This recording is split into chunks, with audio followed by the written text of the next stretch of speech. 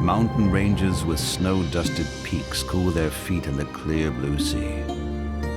Greece boasts 13,000 kilometers of shoreline. Welcome to Hellas. Welcome aboard a journey of discovery to the sites of classical Greek mythology, the roots of Occidental history, the birthplace of Western culture. Welcome home.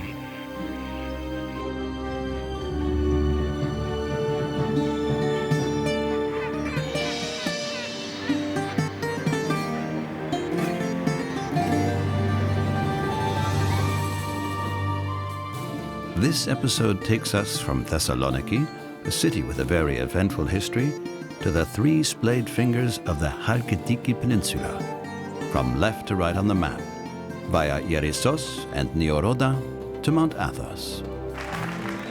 We join Grigoris and Dimitris, comedians from the popular late-night show The Cardassians, on vacation back home in Thessaloniki, where they share their love of Greece's real capital. Basketball legend Ted Rodopoulos takes us to the birthplace of the Greek national sport. We're on court with him as he coaches the stars of tomorrow. Coppersmith Agidis invites us to his basement workshop and demonstrates how much muscle power goes into turning a sheet of metal into a pot or a platter. Eleftheria gives us a guided tour of her city. For her, Thessaloniki is an open-air museum and a fascinating history book, if you know how to read it. We meet artists Penelope and Yannis, who live in Thessaloniki but find their inspiration in the wilderness of the Halkidiki Peninsula, their own private creative paradise.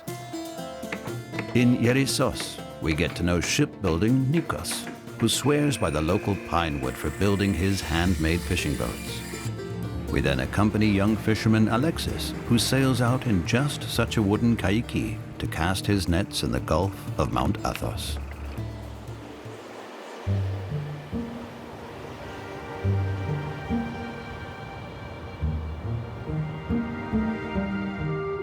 With a population of 1 million, Thessaloniki is Greece's second city, a status that comes with an image problem. Though by no means provincial, Thessaloniki is always the runner-up, despite the fact that for 2,000 years solid, the city has ranked as a major metropolis.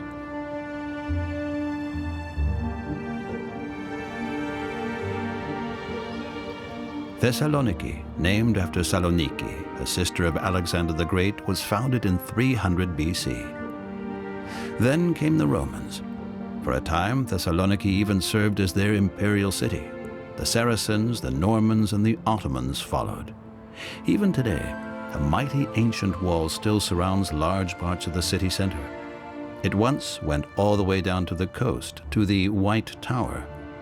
Among other things, the tower was once a notorious prison where hundreds of people had been executed.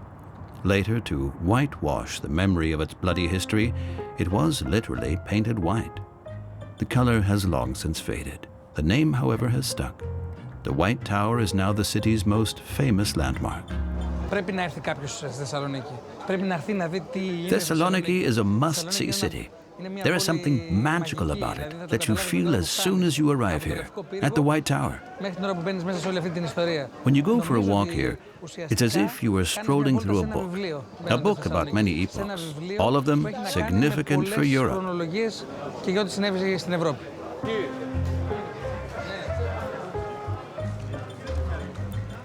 Grigoris Arnaoutoglou was born and raised in Thessaloniki. He had already made a name for himself here as a comic actor and doing stand-up, but then, like many others, moved to Athens to further his career.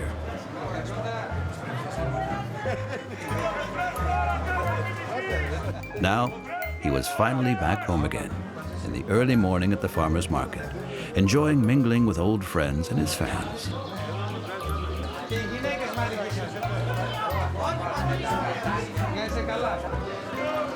I'm very proud to come from Thessaloniki, and I think that being born in the city is the best thing that can happen to a person. And yet he went off to Athens, where he now hosts his very own popular late-night TV variety show called Ta Kardassians, which is Thessaloniki dialect meaning something like the Buddies, not to be confused with the American TV family of the same name. His buddy is Dimitris Starovas. I give you all my life. That's all. Together, they have made the Kardassians an institution. You could say it's a living cultural export from Thessaloniki for the capital, Athens.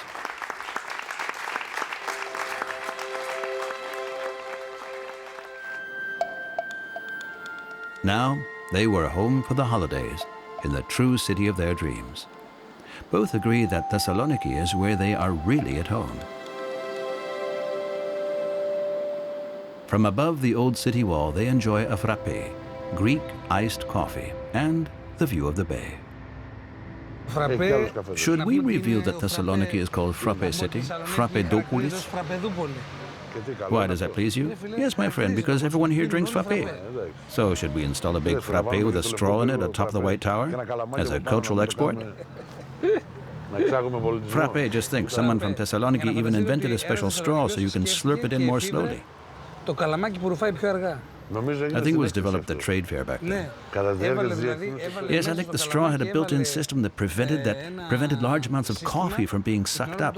Only about half the amount you would go through a normal straw, so that you could drink your coffee more slowly. Crazy, my friend, is it not? That could only come from here.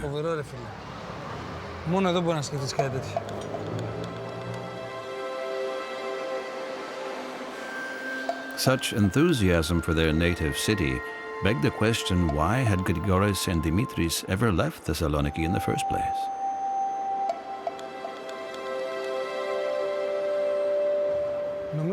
Come to think of it, I believe that the people from the city are its best export products. So, should we send them abroad as little dolls? No, I only meant that the people are the best product we export. At least the ones who've left the city and had successful careers, mainly in Athens, but also abroad. So what's going on? Can't the city keep its children? So the accusation people make of Greece also applies to Thessaloniki? It's a sad thing, yeah. That's what's so sad.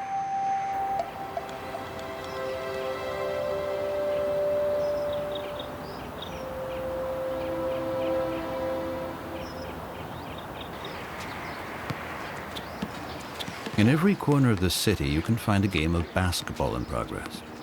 At the very latest, since the Greek national team won the European Championships and even beat the USA in the World Championships, basketball has become very popular throughout Greece. Thessaloniki played a big part in these pivotal successes.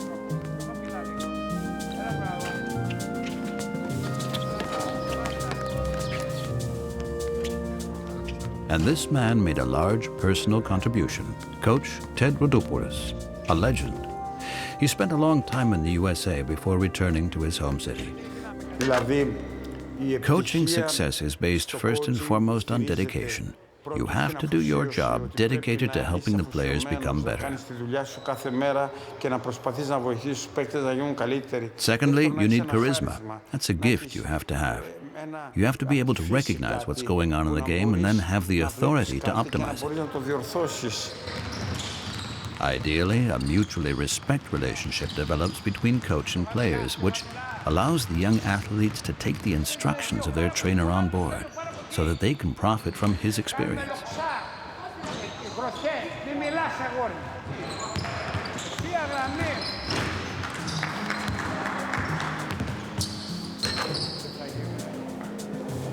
The history of Greek basketball began here at Khan, the Greek section of the American Young Men's Christian Association, or YMCA. And here is where a 12-year-old Ted first began to play basketball. American sports trainers at Khan had imported the future Greek national pastime from the USA.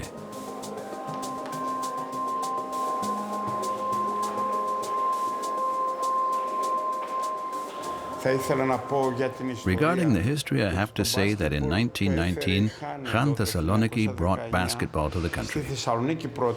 Basketball came first to Thessaloniki and then to Athens. The best teams have come from here, still do. In a small country, the most important things usually do happen in the capital, but Greek basketball began here in Thessaloniki. Before becoming a coach, Ted had been a player, a successful one, even at only 1.70 meters, in a field of 2-meter towers of power. Later, with Theodoros as coach, Thessaloniki was able to up its game. Now, Ted's an old hand, and those in the basketball world appreciate what they have in him. I've coached thousands of young players. I used to arrive at the basketball arena at 1 in the afternoon and didn't leave again until 11 o'clock at night. I was there every day, 6 days a week, because the boys need their coach, and the coach always has to train the boys so that they function better as a team, but also individually.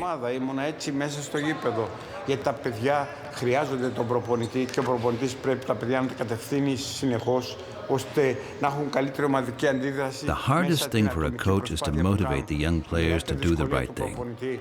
That's really not so easy. It takes a lot of effort, and it takes a long time for the coach, and also for the players to find the right way to go about it.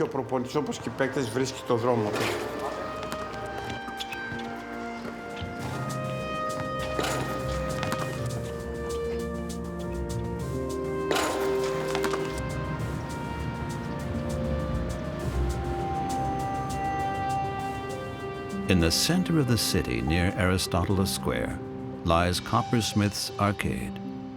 Here, coppersmiths have manufactured pots, pans, and platters since time immemorable.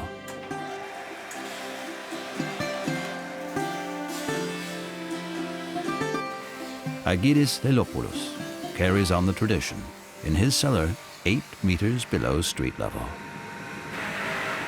In this region, Panagia Halkidiki, people have worked with copper for 2,000 years, and this tradition has been kept alive. Although there are now just 2 actual smithies, the rest are involved only in selling the wares. We're only 2 manufacturers left.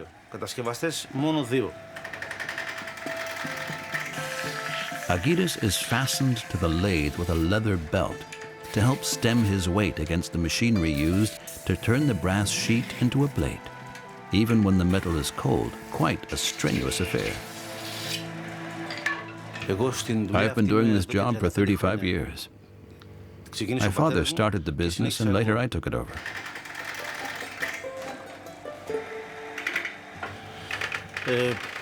A lot has changed since then, of course, because in the old days there was much more work. Back then, this workshop employed around 8 people for many years, but in time the work began to dry up.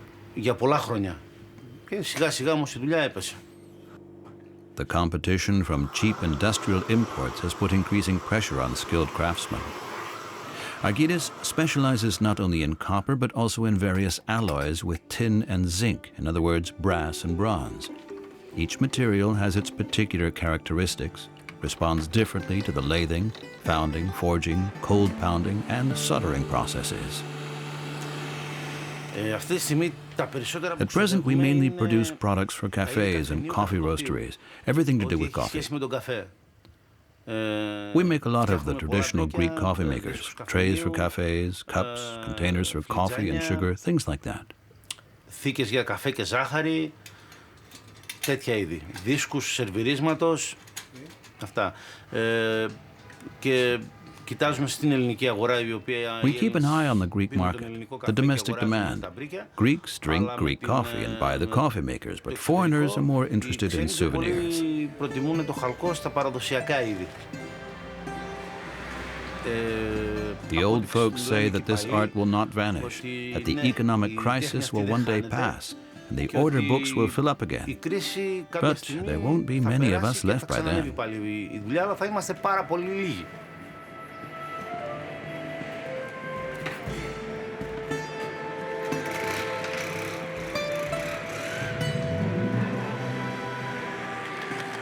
At the end of the Coppersmiths Arcade lies the church of Panachia Chalkeon, Our Lady of the Coppersmiths.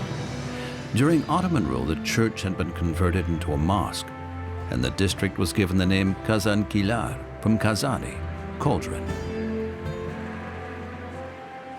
If you take a closer look, like archaeologist Eleftheria does, you'll see that the Panachia Chalkeon lies several meters below street level. And if you know the history of the city like she does, you'll also know why.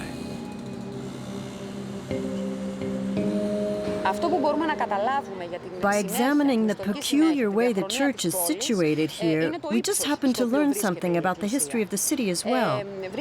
The church lies deeper than the rest, and the reason is the heaps of rubble left behind by the Great Fire of 1917 raised the street up to its present level.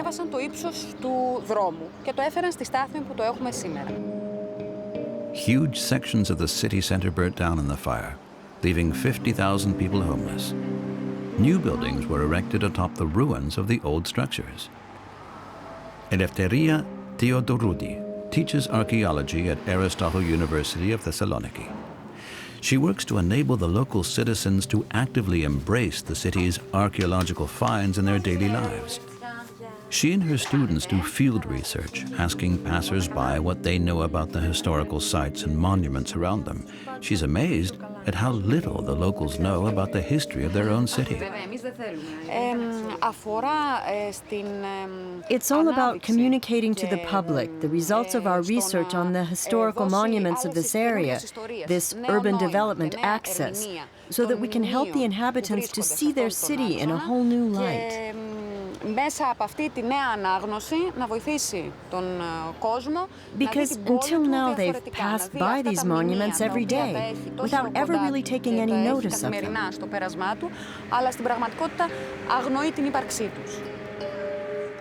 Aristoteles Square, smack bang in the middle of town. The archaeologist has chosen this site as a prime example of what she calls the open museum that is Thessaloniki. Here on this square, examples of every era of the city's history can be found, from the Roman agora to relics of the Ottoman Empire, right up to the early modern age. The entire city of Thessaloniki is a museum, an open book. Our work, our activities are a contribution towards enabling the public to read this book for themselves. Right next to the Roman ruins, rooftops in an Oriental style. Turning the page in the book of our city, we have here behind us the old Ottoman baths, the Bey Hammam. It isn't just some old building or other, it is the oldest building from the Ottoman period that still exists in the city. Construction began after the Ottoman conquest in 1430, and later after the liberation of Thessaloniki from Turkish rule, it was still used as a bathhouse, up until the late 1960s.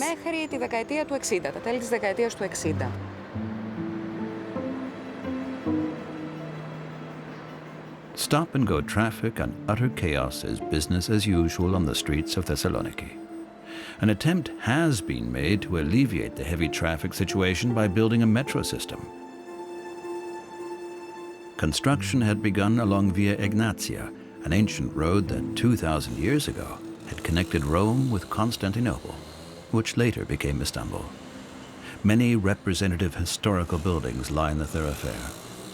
But it soon became clear that below ground, much more of the ancient architecture remained intact than anyone had bargained for. The subway construction site soon morphed into the world's largest archaeological dig, putting the metro project on hold. Due, among others, to technical problems, the construction has now ceased indefinitely. When you plan a project like that in a city with such a rich historical heritage, you're obviously going to unearth ancient archaeological finds.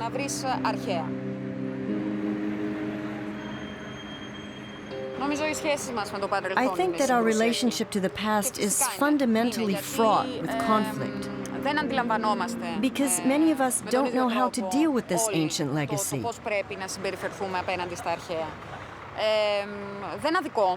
I don't pass judgment on the average citizens who'd just like to have a metro line or just want to build a house. In my opinion, we have to find a balance, an equilibrium in our relationship to the past. We have to find ways of inspiring people to take a greater interest in the past. I think that's the key.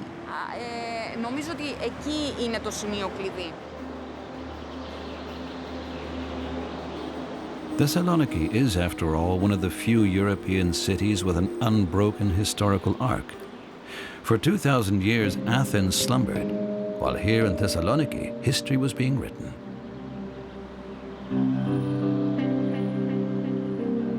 Back to the marketplace and the Cardassians' home for the holidays.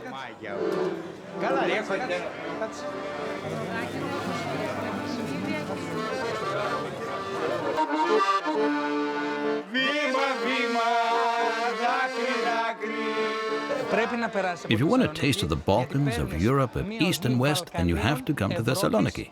It's magical. You don't often have that. Είναι μαγικό, δεν το βρίσκεις πολύ εύκολο αυτό.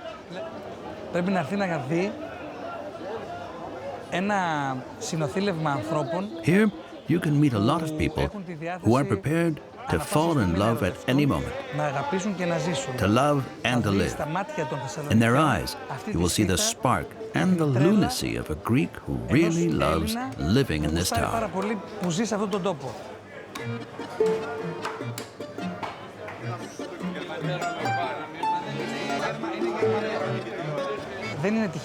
It's no accident that many of us bend down and kiss the ground the minute we get off a plane here.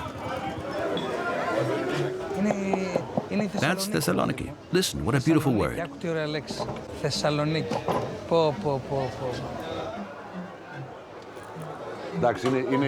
Okay, so Thessaloniki is really something special, but isn't that built on a bit of a mythos? I'll put it to you. Take you out to eat. Won't cost you a thing, and instantly we're brothers, buddies. Cardassians. Σε σοβαρά πράγματα πάντως, εγώ έχω μερικές διαφωνίες, δηλαδή αδερφοποιούμαστε με μια τεράστια ευκολία. If you're ever really in need of help, they immediately all scatter away like mice. Είναι λίγο τσιμπημένο αυτό το πράγμα. Τώρα ιδιαιτερότητες έχουμε, ναι. Times have changed. It's true. In the old days, if you had suddenly passed out somewhere, 50 people would have rushed to help you, anywhere in Greece. Try collapsing in a heap today and see how many will come to your aid. They might even all just step right over you without anyone helping you up.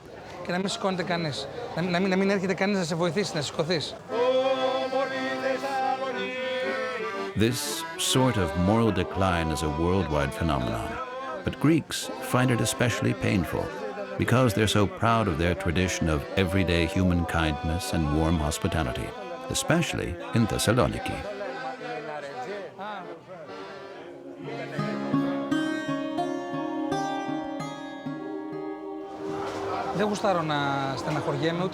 I don't like to wallow in sorrow about these developments, to paint everything black. I think Thessaloniki can become one of the most gorgeous places in Europe when it's finally ready to take matters into its own hands. How can it be that you have the biggest port in the Balkans but fail to be the Monte Carlo of the Balkans? It can't be that God has given you so many gifts and you just neglect to use them.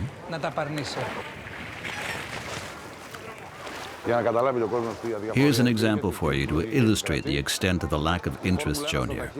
The Formula One of speedboats wanted to stage their races here in the Gulf, broadcasting to billions of TV viewers worldwide.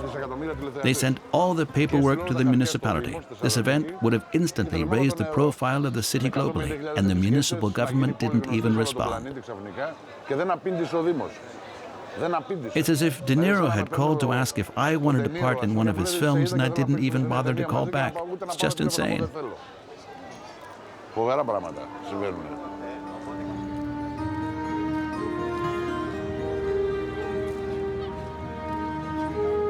In 1997, Thessaloniki was the European capital of culture. That distinction led to a significant upgrading of the harbor and the waterside promenade. The port of Thessaloniki was once one of the key economic hubs of the entire Mediterranean. Out here off the coast of the Thermaic Gulf lie huge beds of mussels. Thessaloniki is the proud purveyor of what are reputed to be the best mussels in Greece. The waters are very shallow in places because big rushing rivers rolling down from the mountains have washed gravel and sand into the Gulf, over time shifting the shoreline farther out to sea.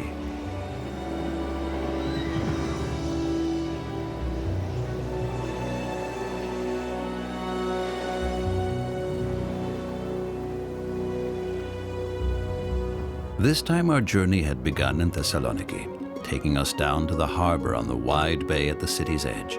We were now headed for the Halkidiki Peninsula, 3 fingers that stretch out into the Aegean Sea. On the left one we'd go to Sani, and on the middle one we would visit Vouvouvrou.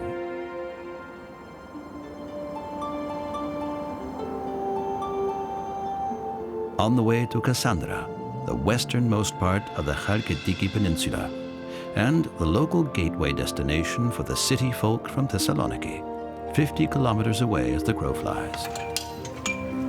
Known for its beautiful, well-appointed beaches, such as this one in Sani, the area is quite a hot ticket.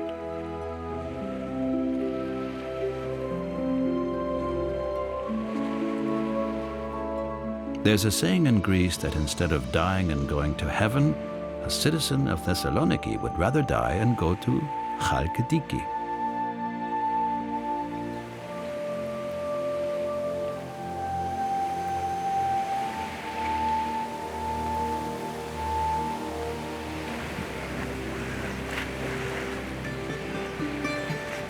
At an especially narrow point on the western finger of the Halkidiki lies Nea Potidia.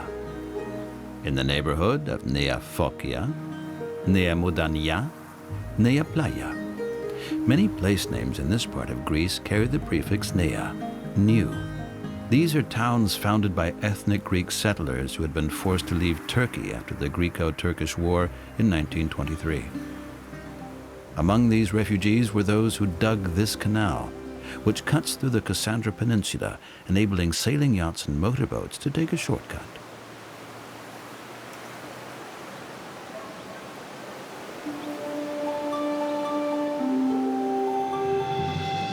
The middle finger, Sithonia, is also a popular destination, a paradise for swimming and water sports.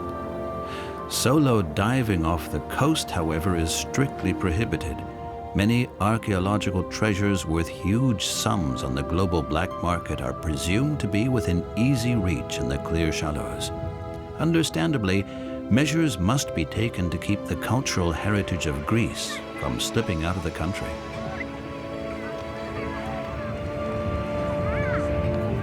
This section of the peninsula features more untouched nature. It's rougher, wilder.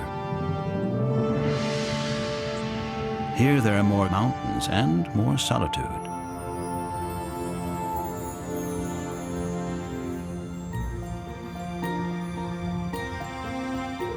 And rather reclusive private homes in preferred locations.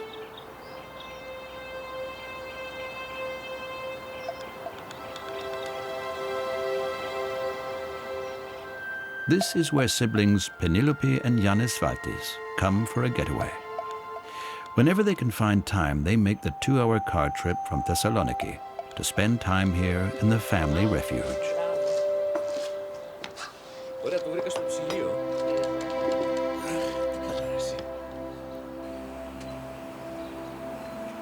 Penelope is a production designer and painter.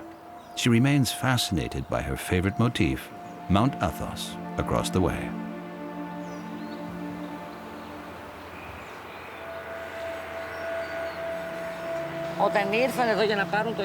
When our parents first came here, they had to take a little boat. There wasn't even a road out here. It was that remote. But the contact with nature is an important aspect, and of course the peace and quiet. You can get a large share of your inspiration here, but to put it into actual practice, you have to go to a big city.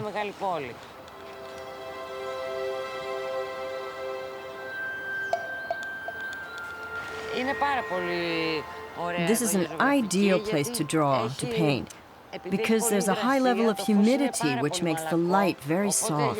It really inspires me. There's no very bright light here. It's not as bright and clear as it is, say, in southern Greece. It's misty here, and it's great for painting. It's a very beautiful place. I'd like to spend more time here.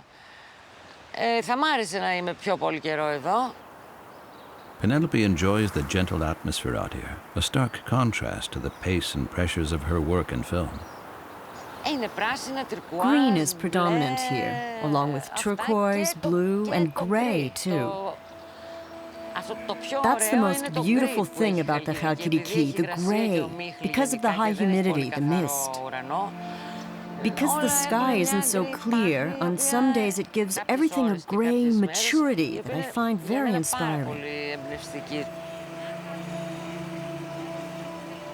Penelope has the social whirl, cinema, galleries, friends, acquaintances, and co-workers in Thessaloniki. When she's here, she enjoys the peace and quiet, often in the company of her brother.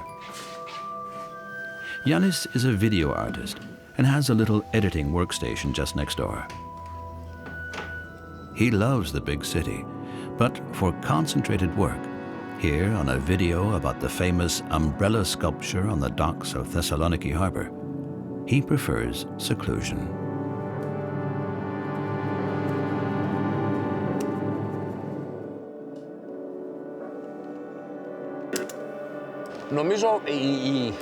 I think the fitting word to describe how I feel when I arrive here is the word serenity. It's a kind of serenity that I don't feel anywhere else. Not in a big city, obviously, but not in any other place either.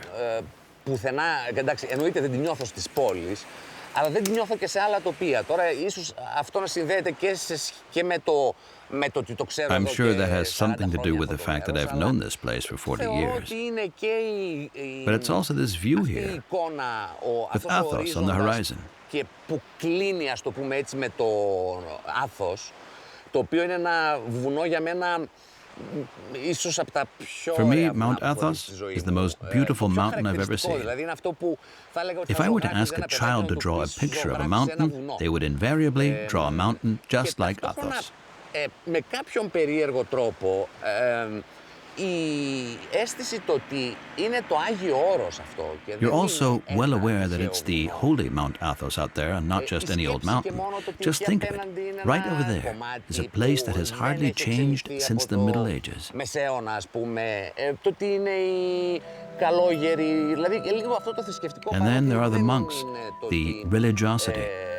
Although I'm not a personal exponent, all of these things contribute to giving this place such an aura of serenity and to eliciting that state in me.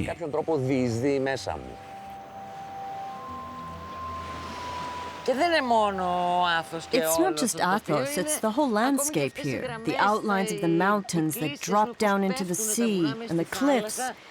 They're true masterpieces. They instantly touch your soul.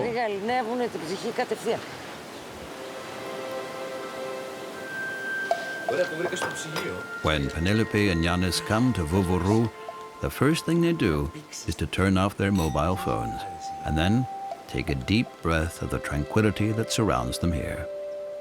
They're well aware of how privileged they are to be able to spend time here.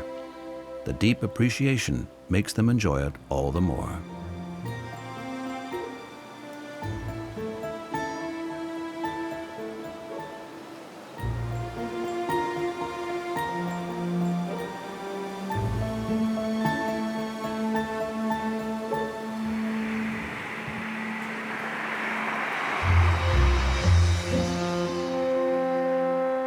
The road from Vouvoroux, following the Sithonia finger up to the palm of the Halkidiki hand, runs through a lush green countryside. It's a journey of discovery through a landscape of scents and smells.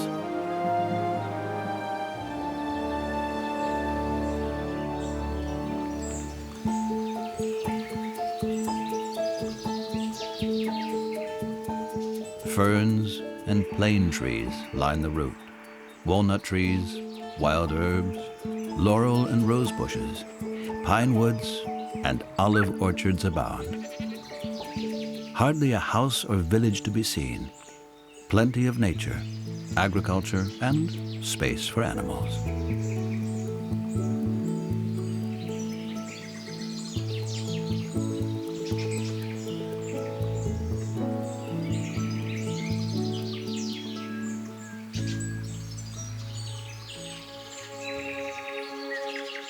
This stage of our journey began in Thessaloniki and took us to the Halkidiki Peninsula. On the first finger, we went from Sani to Nea Potidia. On the second finger, we visited Vouvuru. Now we would head for the third finger to Oranopouli and Yerissos, past Mount Athos, and out onto the open sea.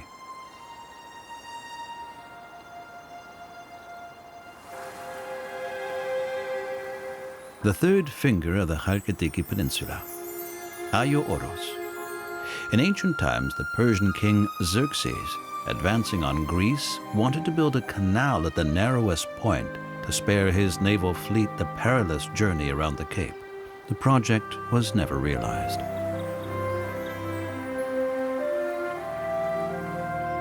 On the horizon, the holy mountain, Ayo Oros, from whence the whole region gets its name.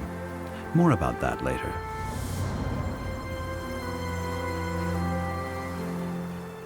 The little town Oranopouli, with its famous watchtower, is the last bastion before the autonomous monastic state of the Holy Mountain.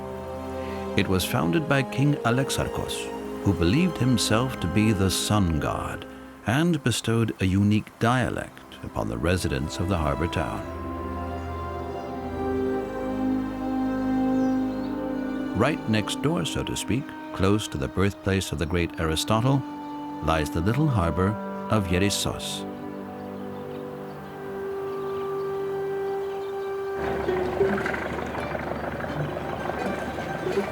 Here is where Nikos Yanakis has his workshop. This is where the little wooden fishing boats that are a fixture of every Greek port are created. These traditional kaikis have a firm place in our collective image of the Eastern Mediterranean. Because the wood continues to expand and shrink, the cracks between the planks have to be caulked with cotton string. It's still done as it has been for many centuries.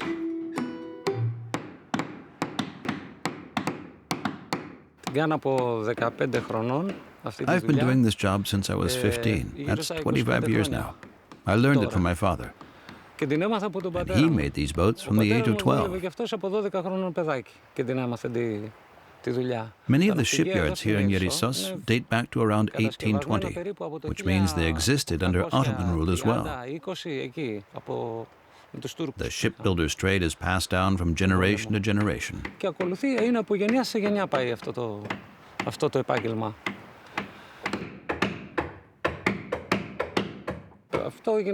We've been making ships here in Greece since ancient times.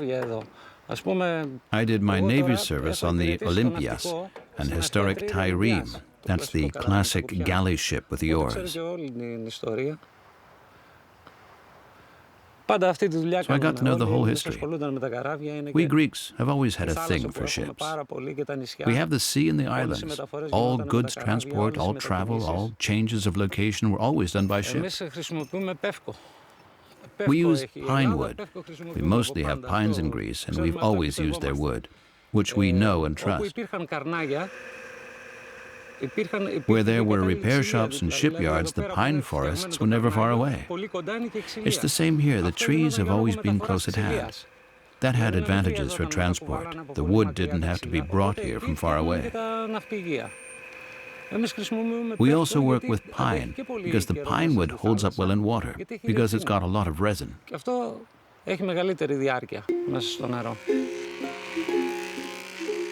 Wood doesn't only have the advantage of being a sustainable building material. Replenishments are readily available in the region. Wooden ships are easier to repair than those made of synthetics. The planks for the boats are not cut as straight boards, rather they must be sawed with a very precise curvature to fit the curve of the hull. Nikos takes a thin board to make a template for this. Deviations from the straight line are drawn with millimeter precision.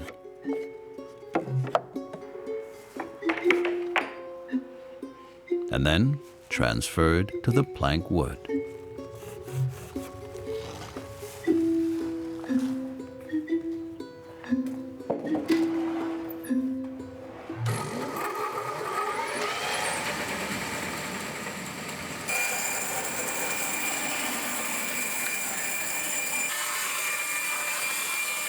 Πριν 25 χρόνια 25 years ago, shipbuilding was still an everyday profession here. Shipbuilders were as common as masons. There were about 50 people here working in the trade. Οικοδόμοι τέλος πάντων. Now, there are only 2 shipyards left here, and in all of Greece, only 10 shipyards at most for kaikis, although there used to be 150 of them. Έχουν μείνει 10. Και δουλεύουν πάρα πολύ λίγος κόσμος στα ναυπηγεία. That's why shipbuilding is no longer a common profession. Παλιά ήταν πολύ συνηθισμένη δουλειά. Specialist insight into the special building material accumulated over time was passed down from fathers to sons. For example, the knowledge that a wooden ship kept too long in dry dock for repairs would become leaky. The wood shrunk, leaving cracks between the planks. That's why nowadays every boat is first watered down for a long time before it's allowed back out to sea. The damp wood then swells up and the gaps between the planks close again, a process that sometimes takes days. Although kaikis are somewhat high maintenance, many fishermen still swear by them simply because they're beautiful.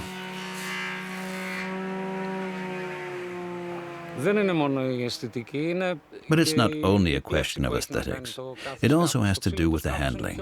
The wooden ship is heavier and is steadier in the water, especially in a storm.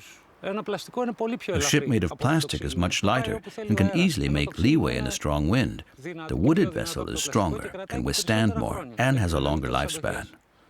A ship made of plastics lasts only about 20 to 25 years before becoming porous. A wooden ship, on the other hand, if it's properly cared for, can remain seaworthy for up to 100 years. Of course, it also depends on the wood used. The better the quality of the wood, the longer it will hold up in water.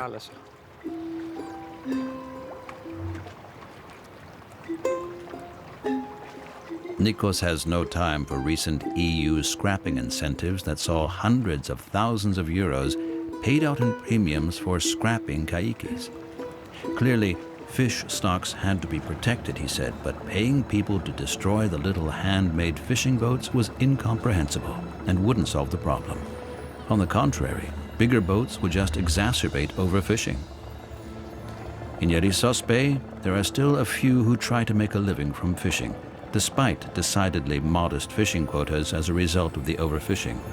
Almost all of them have the wooden kaikis, some with decades of service behind them already.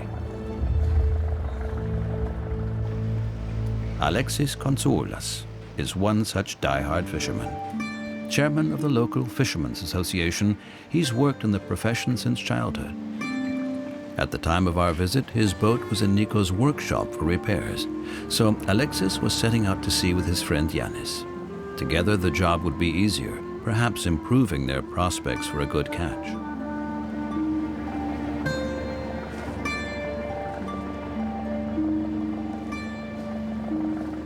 Like most other fishermen, these two don't start their shift until the sun has already passed its zenith.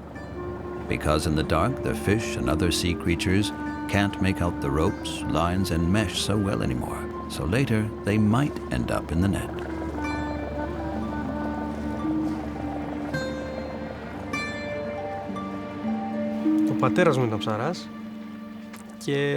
My father was a fisherman, and I always loved the ocean.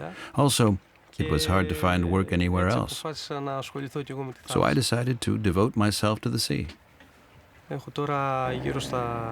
I've worked at sea for 15 years now.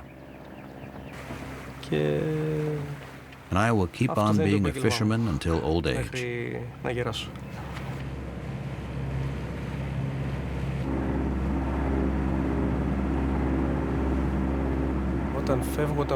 When I set out to sea, I become very calm. My thoughts are completely focused on where I should drop the nets. how long I'll leave them down there, and what I'm going to do next. Everything else takes a back seat, and the only thing on my mind is how can I make the best fish catch? And I become completely calm. Βασικά ηρεμώ. Φεύγουν όλα από μέσα μου, ηρεμώ πολύ.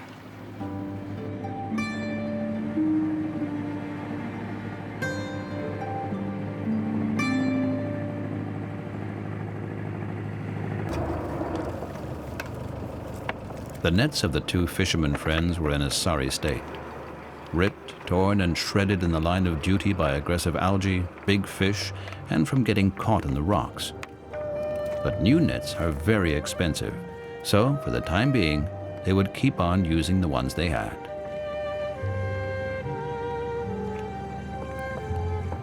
Though the nets are kilometers long, they're only 1 meter wide. They sink down to the sandy floor and then, held up by the floats, create a fence along the seabed. At the end of every net hangs a buoy with a flashing light that should turn on automatically as soon as it gets dark. As soon as all the nets are in the water, Yannis scrubs the planks where the catch will later be spread out. Alexis had marked the position of the nets on the underwater map. Shortly before midnight, he can start making the rounds. Luckily, the buoys were blinking reliably that night. Every single year, there are less fish in the sea.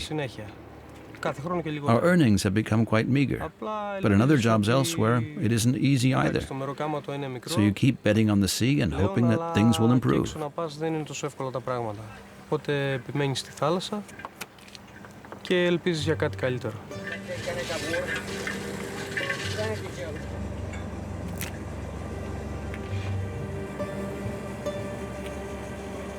As a spokesman of the local fishing association, Alexis is well versed in the numerous regulations meant to prevent overfishing of the coastal region. But he doesn't have much faith in their effectiveness. For too long, too many fishermen have caught too many fish in the Mediterranean, often using the wrong, unsustainable methods. And if the small fry are now forced to give up and the big boys take over, things will only get worse. As soon as the first nets are retrieved, Alexis starts to pick the fish out of the mesh. It's not always an easy job because many of the fish, prawns, and crabs become entangled in the nets, and he has to be careful not to tear them even more.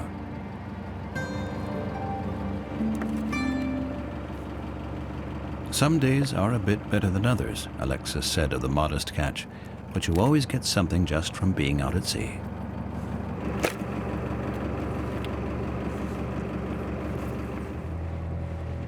I enjoy the fisherman's life. Many only do the job because they have no chance of finding anything else, but I like it, so I'm happy to keep on being a fisherman.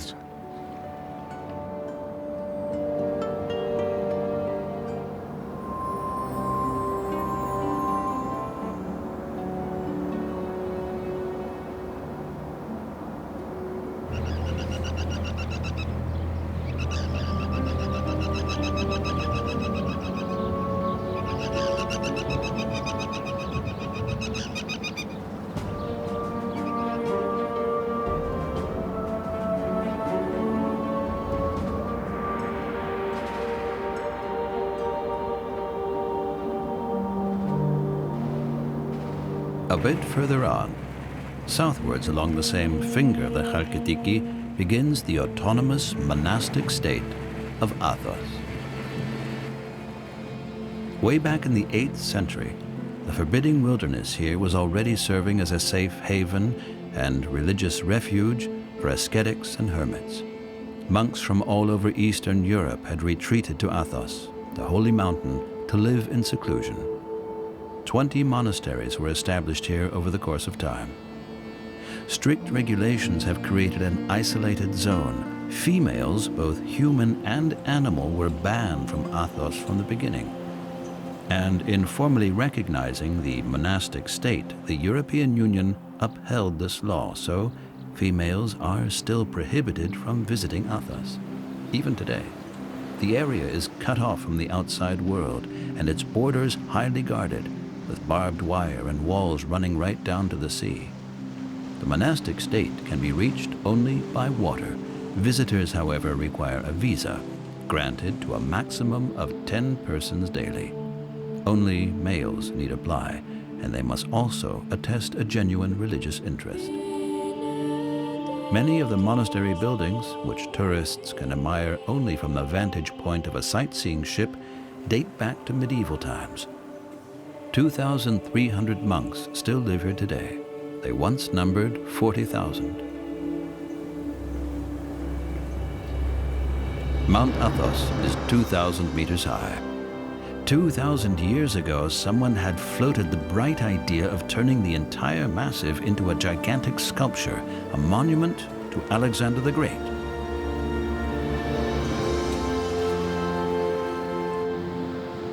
But fortunately, the Greeks were spared this monumental vanity project. And so, this view of the Halkidiki is still a panorama of natural beauty.